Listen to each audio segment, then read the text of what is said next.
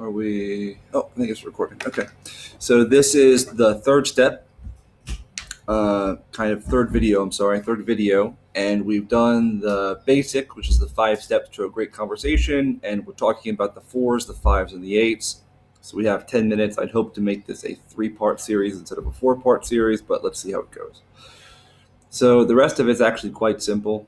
So we've gotten the 5 steps to a great conversation, and we mentioned the natural flow of a conversation. When you meet somebody, you're really going to follow these 5 steps in any conversation, and this is going to be the structure. And you want to replicate this as much as possible.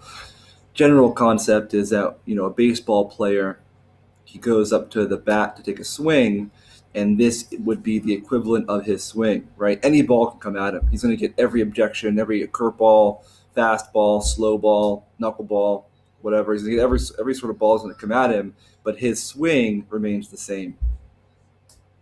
So you control the controllables. In this case, the controllables are what you do and what you say. And so this is going to be the structure and the system that you do. Now, let's go down to the 4's, 4 factors of impulse, right? So we mentioned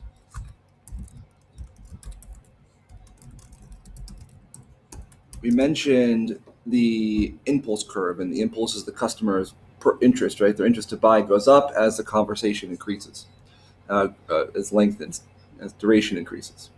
Now we're going to go into things that you can sprinkle on top of your conversation in order to have little spikes of impulse, right? So these are little extra bullets in your gun. Now, the first one is going to be fear of loss. So very simple and straightforward. Everyone wants what they can't have. So if I can't have something, immediately I want it. One funny idea that comes up is, I don't know if anyone's ever, been aware of like the PUA or the kind of dating niche products. It was really popular, with mystery a few years ago, maybe 2012-ish, 2011. Anyway, one story always comes to mind is like, there's a guy called Spear, I think, or something along those lines. And there's a story of like some girl came up to him on the street and said, I don't think you could pick me up. You couldn't do it. Could you pick me up, or how could you? And he said something along the lines of, sorry, I'm not interested in you. And then immediately she worked to get his attention. I think they ended up dating or something. It was like some story they told on a reality TV show. I just thought it was really funny. But the real idea behind fear of loss is really along those lines, right? You want what you can't have naturally. So if you can't have something, you immediately will work like, who is this person telling me I can't have this? This promotion is only available for a limited time, or we only have 34 left in stock. Maybe you've heard it before. It's like scarcity. So something along those lines are going to make you want it a little bit more, right? In my case, one of the big things I would use for fear of loss is, in that business, we'd only come around every 3 to 4 months. So if they wanted to make that deal, they'd had to make it today, right? I wasn't generally coming back. Once I spoke to the DM, the decision maker, and I was organizing a deal with them, I wouldn't ever come back to see them again, right? It was a one-time thing. I was there right then to do that deal, which is what the impulse sales concept relies on, and which is what the VAs will have to do if they're making cold calls, right? You start making calls back and forth to customers, you hear the voicemail, you call back, they're busy, you're on a call to somebody else. Timing is never good. You want to do it right then on the spot. Second thing is sense of urgency, right? So everyone has time and a limited amount, right? Time is valuable, right? So I'm not walking into their business and the VAs aren't calling them to hang out on the phone for 3 hours, right? They're calling to get to the point of why they're calling, and they have a sense of urgency with their words and their body language. I guess in this case, their tone and their rate of speech. So they have a sense of urgency amongst the conversation, right? It just shows you value the customer's time, and also shows you the type of person who values your own time, which is respectable. 3 is Jones effect. So Jones effect is keeping up with the Joneses, right? Everyone wants what everybody else has. So I'm working with customer A, or if I've already let's say I'm working on one street and I made a sale earlier that morning for Wi-Fi or for TV or new phone lines or whatever it might be, I'm going to mention that customer pretty much the entire day. right? Yeah, I was working with Mr. Jones across the street, and he actually he saw the value in getting Wi-Fi added to his business or a new TV in his lobby. So I think we can probably do the same thing for you. Just go ahead and grab your bill, take a look at it, and see what I can do for you. You know, so I'm constantly mentioning other people. And the real basic concept is we're social creatures, right? If Mr. Jones across the street bought a new Mercedes, naturally we're a little bit like, can I afford a Mercedes? Is that my price? Can I do that? And sometimes you make the buying decision without even considering your finances, right?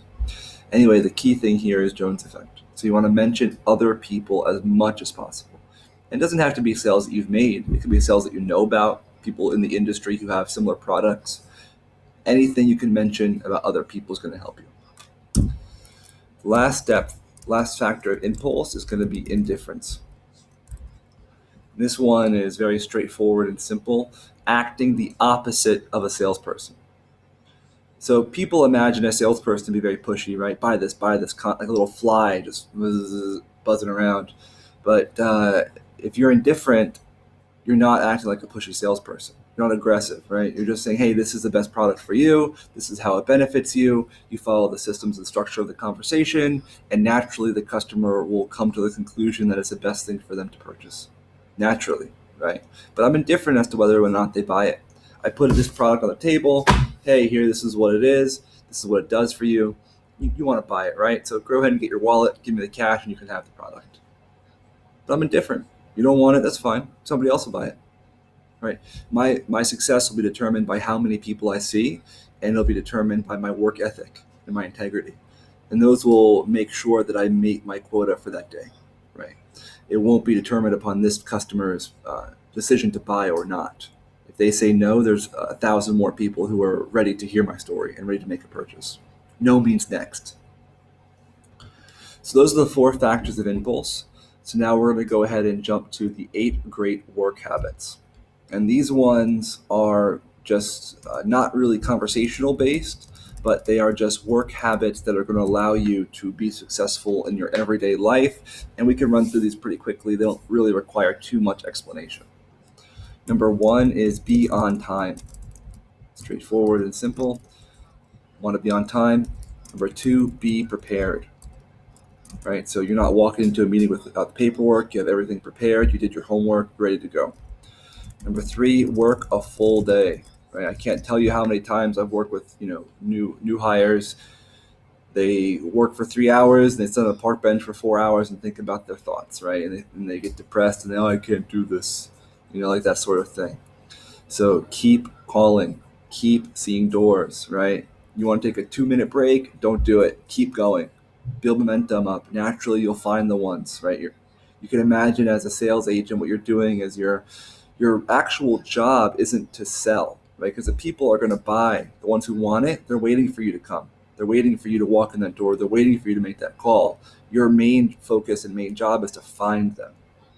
So you can imagine yourself as like a guy siphoning through a pan of gold. There's a whole bunch of dirt and they're doing that little shaking motion.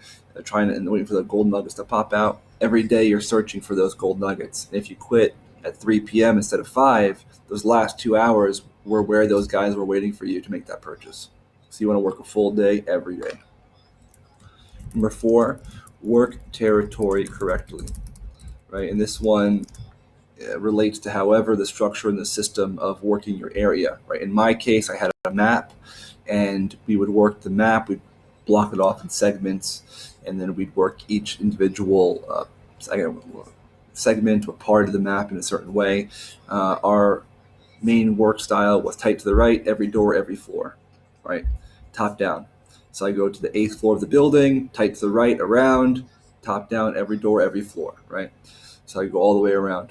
So that's work territory correctly. Number 5 is have and maintain a positive attitude. This one is super critical, right? A lot of people will, right at the very end. I'm going to stop this video and we're going to have to do a part 4. So we have 20 seconds left, and then I'll jump into maybe another 3-minute or 4-minute video for the last one. Looks like we have, there's some key bullet points for the last 2, so I don't want to just throw them out there into the wind. Let's just quit this video now, and we'll jump into the 4th video.